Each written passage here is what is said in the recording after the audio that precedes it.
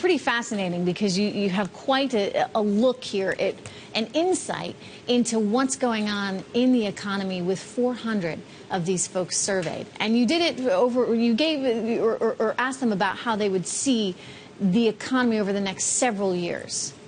Yeah, it was a great. What did they say? It's a great study. What we set out to do, Trish, was to really differentiate from what a lot of the surveys you see that are really looking out, excuse me, 3 months or 6 months. And what we asked these 400 CEOs is, how are you feeling about the economy? How are you feeling about your business prospects? And what are the issues you're most concerned about over the next 3 years? You know, we found a lot of optimism, a lot of building confidence. So on the, I think the main message is, you know, over 60% of the CEOs are saying they feel more confident about where their business is going over the next 3 years than they did a year ago, which is very positive. So while there's confidence about growth, I think what we also see is a recognition that this is a tough environment to grow in. And so there are challenges out there that CEOs are struggling with every day to make sure they can accelerate growth. You know, one of the most encouraging data points in this is that 78% of the CEOs you surveyed said that they intend to add to headcount because, of course, you know, jobs has been the big problem in this economic environment right now. How else are they going to grow their businesses? You know, I think we see a trend toward acquisitions. You know, if you look at the data coming out of the survey, today there are about 32% of the CEOs that would say inorganic growth is a key part of my growth strategy.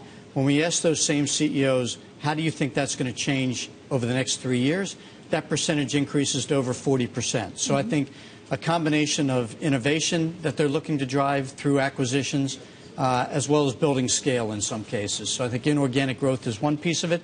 Geographic expansion is certainly one piece of it. In fact, when you ask CEOs what's their biggest challenge, geographic expansion is tops on their list. So I think they're looking to new markets and how can I grow by expanding the places I'm doing business as well. You know, so many companies right now are trying to be as efficient as possible, and they've done a tremendous job at that.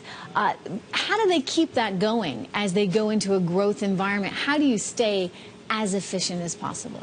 You know, that's a great question, because one of the trends that really comes out of the survey results is you don't have to sacrifice efficiency for growth. That what companies are after today is what they're calling efficient growth. So that's why we see 70+% of the CEOs saying that they are in some stage of a major business operating model transformation in their company.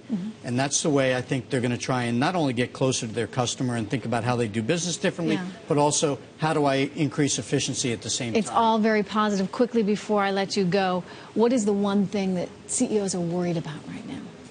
You know, probably not surprisingly, the three top things on their list are regulation, tax policy, and global economy is third. The interesting part is I think a lot of people would assume the economy might be ahead of those other two factors, so it shows you where they're headed.